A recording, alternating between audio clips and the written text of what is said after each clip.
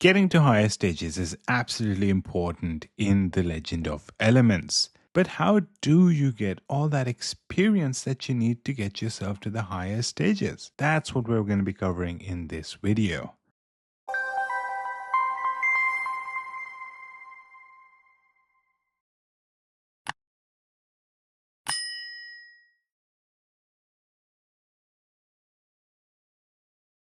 Hello everyone and welcome to another video of the Sky channel. So in this video we're going to be talking about how you can get a lot of experience to get yourself to higher stages and get ahead of everyone else in your server. Before we get started, I want you to know you can save 10 to 35% on each in-game purchase in the Legend of Elements and join a lot of people that are getting stuff much cheaper using Aptoide with my promo code. There's a whole video which goes through the process step by step, and you can find that in the description of this video. Hope you join and start saving a lot of money. Alright, so experience is hard to come by, right? There's just a few sources of experience, but it's very important for you to get ahead of others, because the way it works is that once you're ahead of others and you're doing everything right, you tend to stay ahead of others. Because of the way it works, in higher stages you get more experience, in lower stages you get less experience. Now, how can you make sure that you're getting the most experience possible regardless of which stage you're at? Well, firstly, you have to try to make sure that you do not slack on getting to higher stages. You can see right now I'm Exalted 1 T4. That means I could go as far as stage 256-5.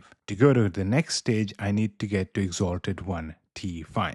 Now, a lot of people think that that might not be that important. I can do that later. Honestly, I was a little bit like that myself in the beginning, because you know what, I just don't want to keep my screen on for that long and just go through stages and get to higher stages when I can do that later, right? Wrong.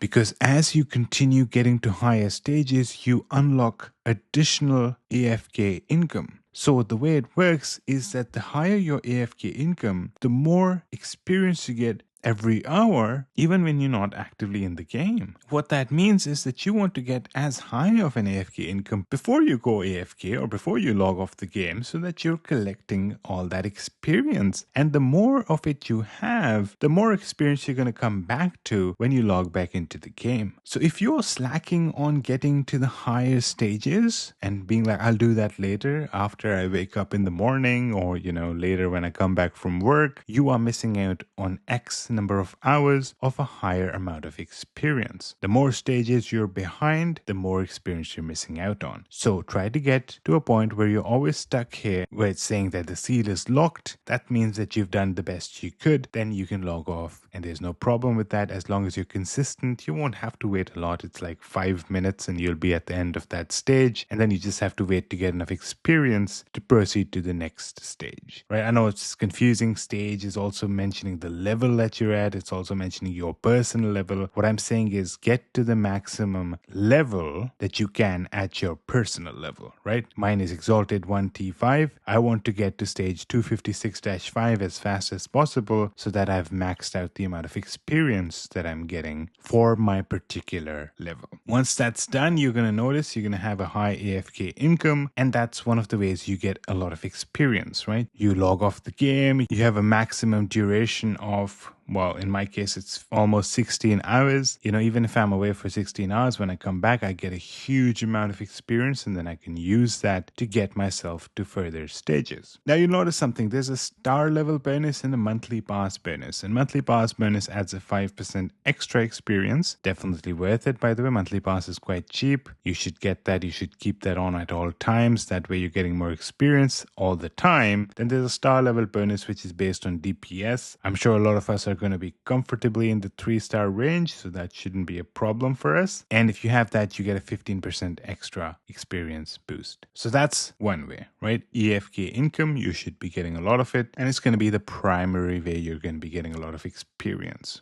The other way is to use AFK boosts. And what that means is that you can have up to 5 boosts per day, assuming you have the monthly pass. And the first few are free, and then there's a few megabytes that you need to spend to get them. That gives you about an hour of AFK income, excluding the monthly pass bonus and the star bonuses, right? So you're getting about 20% extra from that. That's not included in the boost, but you're still getting an hour worth of AFK income, which means that you can get up to 5 hours worth of AFK income with the monthly pass every single day. That can help you get to higher stages and hence unlock even more AFK experience, which is amazing as well. The third thing that you really want to do, and that is very important, is the city assistance. So the way the city assistance works is that it gives you a certain amount of experience and a few other rewards for completing a task. And that task is fairly easy, it doesn't take that long, and you can do 2 every single day. You can see that we just hit reset, and now you can see I can actually do them. Now there's 3 levels to it. There's a blue, purple, and orange. Now blue gives you the least amount of experience, purple gives you more, and orange gives you the most. So every single day it's always going to start at blue, but then you get a free refresh and hopefully you get a higher tier. What you want to do, of course, is that you want to try to get orange every single time. And by the 6th refresh, you will always get to the orange, right? So as long as you have enough of these refreshes, you can get orange for both attempts every single day, right? And if I do start escort, it's going to give me a warning right now saying that it's not the double reward time. You obviously want to wait for the double reward time, and that's between 12 to 15 and 19 to 22 every single day. So what you want to do to maximize the amount of experience, you want to make sure you're always doing the orange quests. And as you can see here, blue gives you 1 hour worth of experience. Purple gives you an hour and a half. This gives you 2 hours, right? So if you're doing 2 of them in the double reward time, you're getting 8 hours worth of experience from these quests. And 8 hours is a lot.